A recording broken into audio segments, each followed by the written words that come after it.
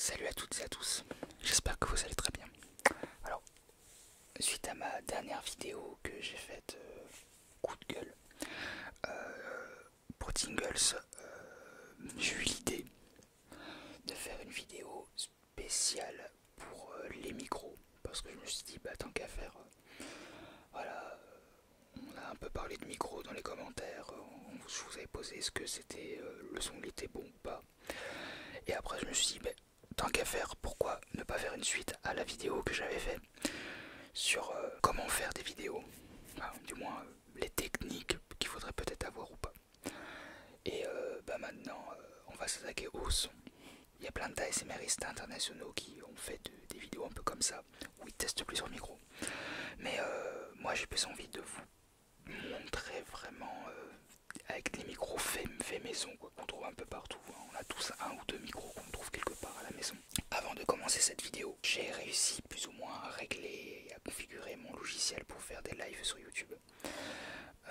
Donc je pense que si je fais des vidéos live, je les ferai vers minuit. Vers minuit et on finira à 1h du matin à peu près. Je ne suis pas un insomniaque, hein, je peux très bien me coucher à 22h, 21h. Ou que je peux me coucher aussi à 4h du matin, quoi. Simplement parce que, comme je vous l'ai dit, il y a mes neveux à la maison suite à ces derniers événements. Donc je ne peux pas faire des vidéos un peu quand je veux, quoi. Voilà, et encore moins les lives. Les lives, je peux pas les faire plus tôt, hein. Je suis obligé de les faire à cette heure-là où tout le monde dort. Je pense que cette vidéo va pouvoir en aider plus d'un pour une sélection de micros spécifiques pour débuter dans l'ASMR. On me pose souvent la question si le son est si important que ça dans la vidéo de manière générale. Alors, faut savoir que le mot audiovisuel porte très bien son nom parce que audio, visuel, audio est avant visuel. Et là, ça porte tout son sens. Le son est vraiment très important. L'image aussi, hein. Tant qu'à faire, autant avoir une belle image. Mais c'est vrai que avoir un bon son, c'est largement mieux. Vaut mieux avoir un bon son et une mauvaise image qu'une bonne image et un son vraiment médiocre. Et j'espère bien que vous allez pouvoir le remarquer par vous-même dans cette vidéo. Bonne relaxation, je l'espère. Et je vous dis à bientôt. Nous voici avec le micro-main. Alors le micro-main, il a la particularité d'être branché sur un enregistreur externe et ne propose donc pas de carte SD intégrée. Si la plupart des micros sont proposés pour la musique et sont aussi souvent en mono, on peut les utiliser par deux pour provoquer ainsi un double mono qui fera par la suite au montage post-production un stéréo et ça proposera un vrai stéréo. Mais bien sûr, il faudra s'y connaître en montage principalement. Alors, petit récap, ce sont des micros qui ne sont pas chers, qui peuvent être facilement utilisables. Si vous ne voulez pas forcément vous embêter, vous pouvez le brancher directement sur un téléphone. Il faut obligatoirement une source, car il ne peut pas enregistrer tel quel. Si vous voulez avoir un vrai setup, il faut quand même vous connaître assez en montage, c'est vraiment très important. Voilà, le micro, lui, en soi, n'est pas très cher, mais c'est ce qui va avec qui risque de monter le prix. Donc, faut voir avec un setup double micro si ça vaut vraiment le coup par rapport à ce que vous faites avec. Sachant que vous allez vite être bridé parce que vous ne pouvez pas forcément faire tout ce que vous voudriez faire avec un micro. À part si vous voulez chanter, et là par contre ça vaut le coup.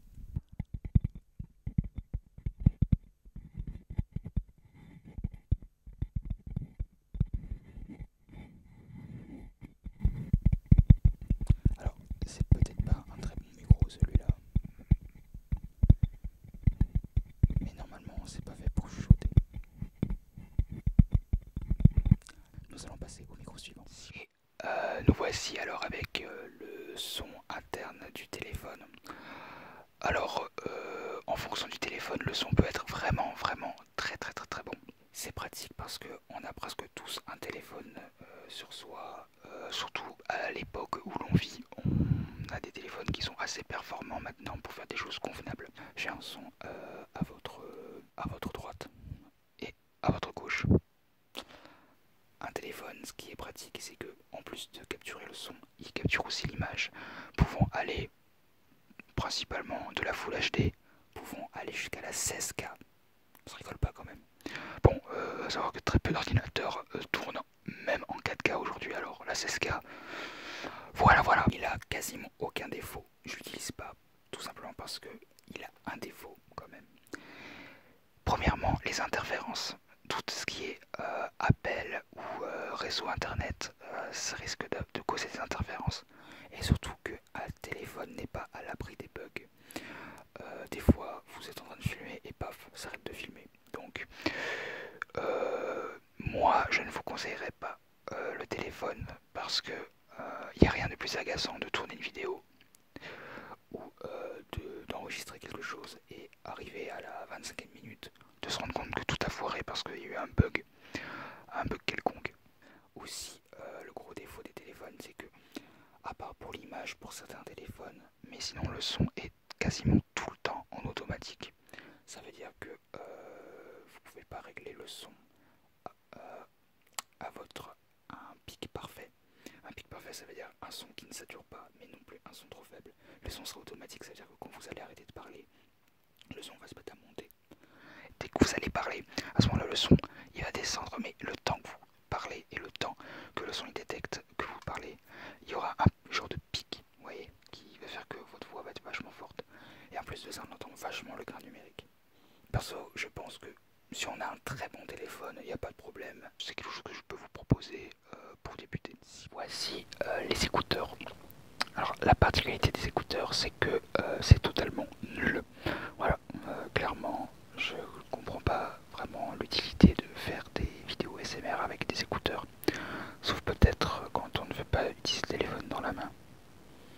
Mais voilà, je veux dire, la seule chose pratique avec des écouteurs, c'est peut-être pouvoir faire du mic nibbling ou des bruits de bouche vraiment amplifiés, ou mettre le micro dans la bouche aussi. Mais c'est vraiment pas mon type de vidéo, quoi. Alors moi je ne vous le conseillerais pas parce que je trouve que le son est vraiment mauvais. Peut-être que les derniers écouteurs sont perfectionnés, ultra puissants, mais franchement je crois pas trop, hein. Je sais pas. Voilà, donc moi ce sera non, hein. Peut-être pour rigoler, comme ça un jour faire une vidéo, mais je pense pas que ça vaille le coup. Ou alors peut-être pour ceux qui ont un téléphone vraiment très mauvais, mais je pense que n'importe quel téléphone actuel, même si on prend des pas de marque, ont un meilleur son que ça quand même. Je sais pas, autant utiliser le téléphone, clairement. Et nous voici avec le bon vieux Blue Yeti, celui-là qu'on connaît très bien. Je le recommande amplement parce qu'il a un gain personnalisé, parce qu'il est vraiment très pratique.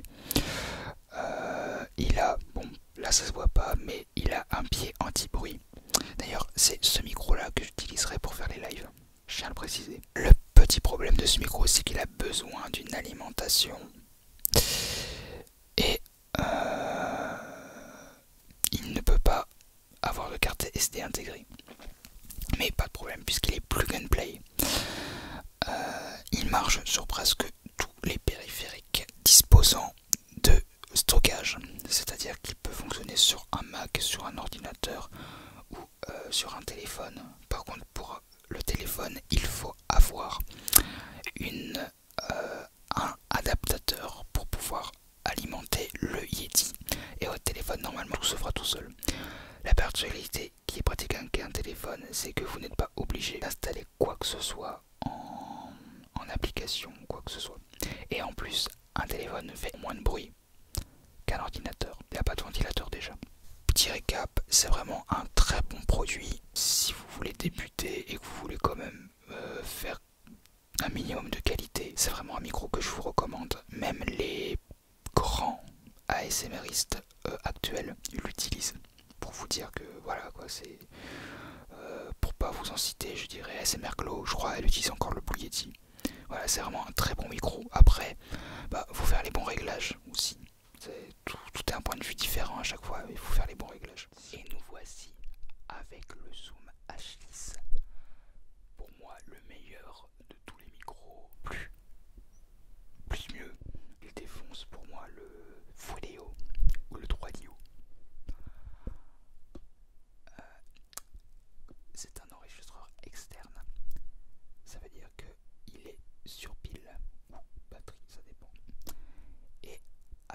tester. Moi j'utilise un câble parce que je suis dans ma chambre et je n'ai pas envie d'utiliser des piles pour rien parce que je peux le brancher, alors tant qu'à faire je le branche, j'économise les piles. Je vais vous parler que du son là-dessus parce qu'il fait beaucoup plus de choses.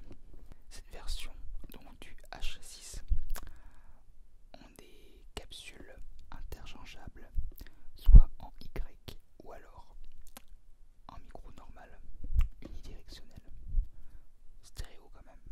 C'est là-dessus que je branche mes micros. J'en branche un ici et un de l'autre côté, comme vous pouvez le voir ici. Je l'utilise pas en tant que micro mais en tant qu'enregistreur, c'est la subtilité. Par contre s'il a un défaut, on va dire qu'il a peut-être deux défauts. Le premier défaut c'est qu'il n'est pas donné. Moi je l'ai eu à l'époque pour Noël, j'ai eu une promo, il était à 250 euros. Et sinon il est sur internet en temps normal, il est à 300 euros, 350. On peut vraiment parler très proche du micro pour ainsi faire de l'intense. Pour ainsi faire de l'intense. Vraiment très très proche du micro. Très très proche du micro. Très très très proche du micro. Et faut aussi retenir son souffle. Le second défaut peut-être c'est qu'il est peut-être pas très facile à comprendre au premier abord. C'est vrai que le gros bouton rouge sert à enregistrer, ça a toujours été depuis la nuit des temps, mais c'est vrai qu'on aime bien un peu connaître son appareil et là c'est vrai que c'est un petit peu compliqué parce qu'il y a vraiment plein de boutons partout. Et là c'est des boutons physiques mais aussi des boutons numériques qui sont tout autant nombreux voire plus. Est-ce que ça vaut la peine de débourser autant pour faire des vidéos ASMR, surtout si vous ne comptez pas faire des vidéos ASMR, si vous ne comptez pas pousser votre chaîne? Clairement non, ça vaut pas le coup parce que dépenser autant pour juste faire des vidéos comme ça sert à rien. Moi j'ai ce micro là parce que comme je vous l'ai dit à plusieurs reprises, je travaille dans l'audiovisuel, donc j'ai besoin de ce micro là pour enregistrer des sons et ainsi pouvoir les mettre sur les courts métrages ou quoi que ce soit. Par exemple j'enregistre sur un bruit de rivière et là je peux le rajouter en post-production sur un court métrage ou quoi que ce soit. Moi je l'ai, donc tant qu'à faire je l'utilise pour faire des vidéos ASMR, mais je n'aurais pas acheté ce micro là que pour faire des vidéos ASMR, sauf si bien sûr j'aurais voulu augmenter ma chaîne. Mais bon, moi je préfère vraiment que ça prenne son temps, que ça monte tranquillement. Tant qu'à faire, j'ai déjà le zoom, c'est cool. Il y a des grands vidéastes qui l'utilisent, donc je suis assez content quoi d'être comme eux. Par contre, j'ai peut-être pas forcément le talent qui va avec ça. Comme ça, vous voyez que c'est pas parce qu'on a un bon matos que forcément il y a la personne qui est très bonne derrière. Je vous dis à bientôt pour une prochaine vidéo. J'espère que on pourra faire des lives ensemble. Je vais un petit peu essayer de bosser là-dessus. J'aimerais pouvoir faire quelque chose. Comme je vous l'ai dit, très tard le soir. Si vous êtes oiseau de nuit comme moi, ça pourrait peut-être pas trop poser de problème. À bientôt pour une prochaine vidéo. Ciao.